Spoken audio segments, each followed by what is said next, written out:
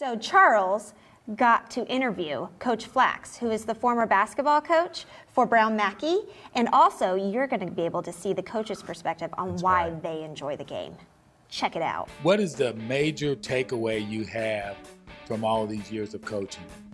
Well, the takeaway is when you see the success that the youngsters have after they leave our program, whether it be the high school level that I coached at the beginning, the junior college level, or the professional level. I'm amazed at Father's Day, Christmas, most of the major holidays, how many of the guys either text me or phone me on those days. It's amazing. And that's probably because you as a father figure, and that being both good and bad, I imagine you had to build some character with your players.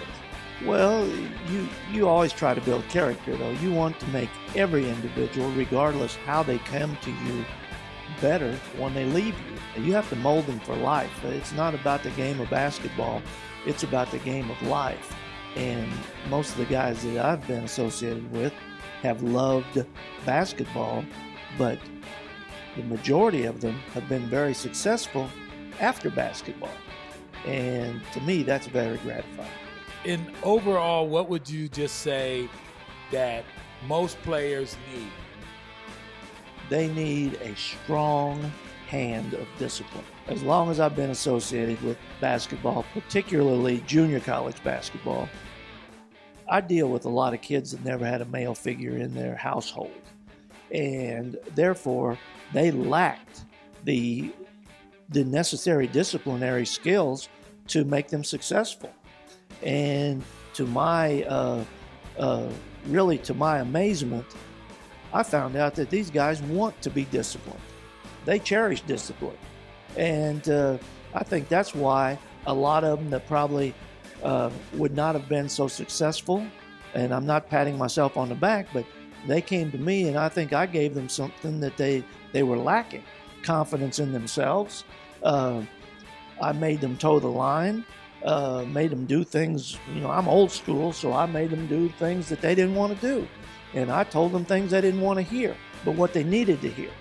And most of them really came through with flying colors. So I'm here with Coach Reid with St. John's Military School. Coach, what got you into this? 15 years ago, I entered St. John's and was looking for a new path for myself, and became a student of the game, traveled around the United States, and became a coach and coached here for 7. Moved on, went to Kansas Wesleyan for about 4 years. Took a break, about a year, and came back here for a year. Ended up with the semi-pro team, Salina Bombers here in Salina, and departed there and came back to St. John, so it's almost a home base. So what would you say is the toughest takeaway from coaching at all those different levels? It's really about society. I mean, that's the best way I can say it is you have to be a hard worker. You have to be able to adapt and overcome different situations. And at every one of those levels, if it's girlfriend or family or injuries or academics, there's a lot of things that play the role. So, you really have to get your players on board and understand what's going on. And that, would you saying that, how is it to get them on board? I was very fortunate this year down here at St. John's. My boys really understood what we were trying to do. For the most part, it's really just about your character and can you overcome situations both on and off the field. I would kind of get a takeaway that you got to get some buy-in from them. Is it pretty easy to get that buy-in?